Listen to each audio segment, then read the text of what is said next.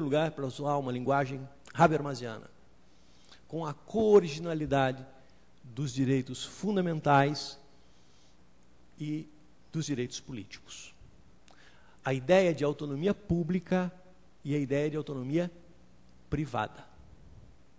Ou seja, os direitos que envolvem a ideia de autonomia privada são importantes. Liberdade de locomoção, liberdade de associação, liberdade de pensamento, liberdade religiosa. E, por outro lado, para capacitar os titulares para o exercício da liberdade, há necessidade de capacidade. A capacidade decorre da existência de condições. As condições são condições para o exercício da democracia. As condições são oferecidas a partir de direitos fundamentais, também os direitos fundamentais de natureza prestacional.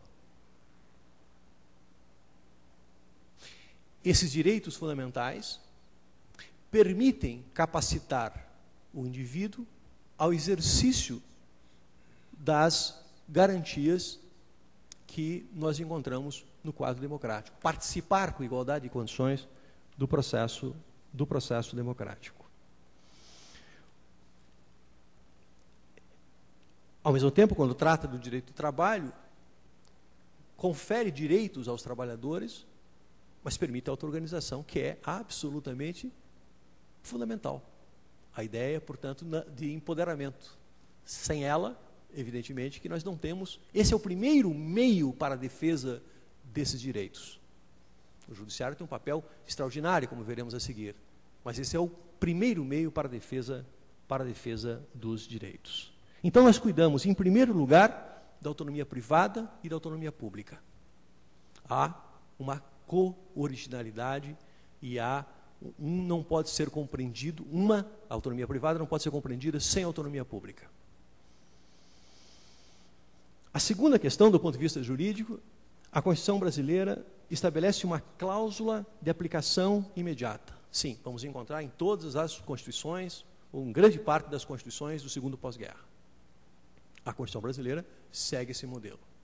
Como a dizer, não me venham com essa conversa de norma programática.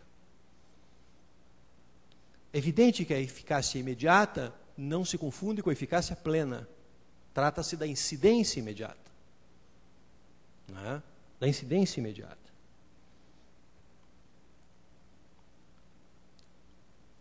Por outro lado, compreendeu os direitos sociais como necessários ao exercício das liberdades e garantias.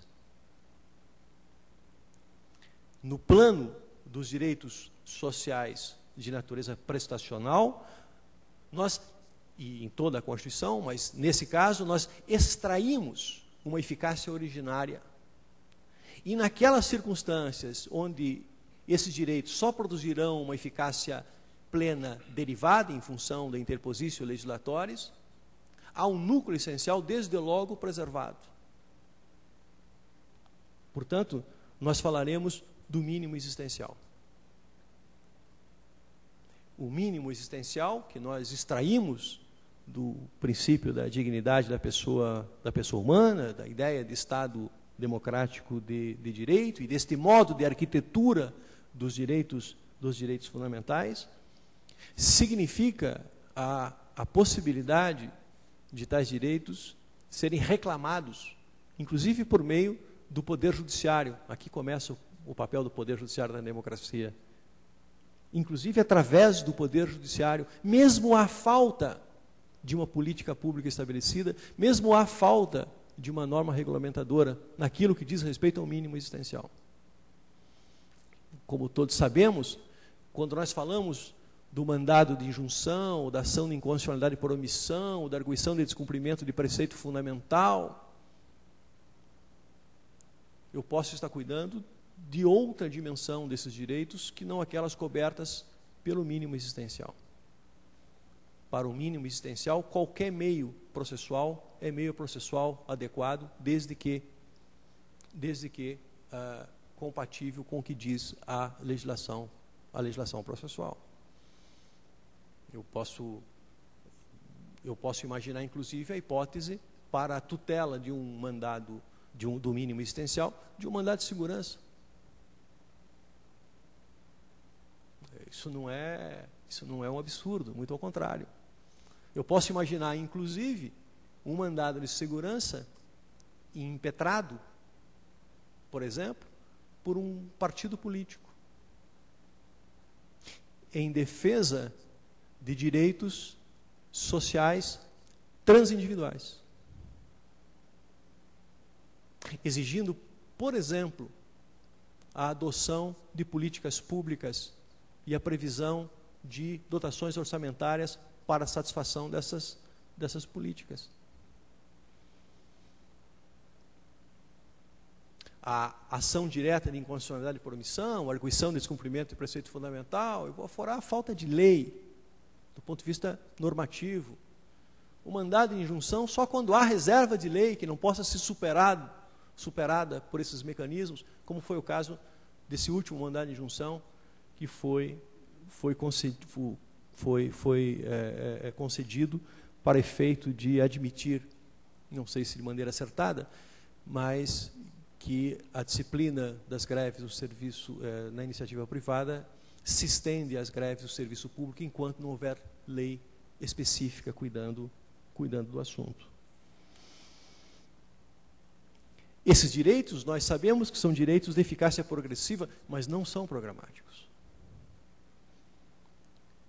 Nós vamos falar, inclusive, no contexto da Constituição de 88, no princípio da vedação da proteção insuficiente dos direitos fundamentais sociais, utilizando, portanto, o princípio da proporcionalidade, que nós normalmente utilizamos para resolver colisões de direitos fundamentais sociais não exigentes de uma prestação positiva, para a solução de casos que envolvam colisões entre direitos fundamentais sociais de natureza prestacional ou entre um direito de natureza social, direito social de natureza prestacional e um outro direito fundamental de natureza diversa. Nós vamos falar da vedação do retrocesso social, que é muito importante nesses momentos conturbados. E o que eu estou falando não é simples doutrina, o próprio Supremo Tribunal Federal já argumentou com esse princípio. De modo que, se é verdade que o Código de Defesa do Consumidor foi veiculado por uma lei ordinária e que uma lei ordinária, em tese, pode revogar outra lei ordinária, se uma lei ordinária simplesmente pretender revogar o Código de Defesa do Consumidor, será inconstitucional. Ponto. No caso da ideia de reserva do possível, que guarda sentido em face de direitos de eficácia progressiva, é evidente que isso não tem o menor sentido em relação ao mínimo existencial. O mínimo existencial está fora desta ideia de reserva do possível. E, para além disso, o ônus argumentativo é do Estado. E fica difícil um ônus argumentativo quando você não tem dinheiro para habitação, mas paga 10,45 de juros da dívida pública. E no contexto desta Constituição, nós operamos uma releitura, inclusive, dos direitos clássicos. Falemos, por exemplo, da liberdade de expressão, da liberdade de reunião, da liberdade de manifestação. Ou seja, o protesto passa a ser um direito da maior importância. Nesse contexto de uma sociedade aberta, plural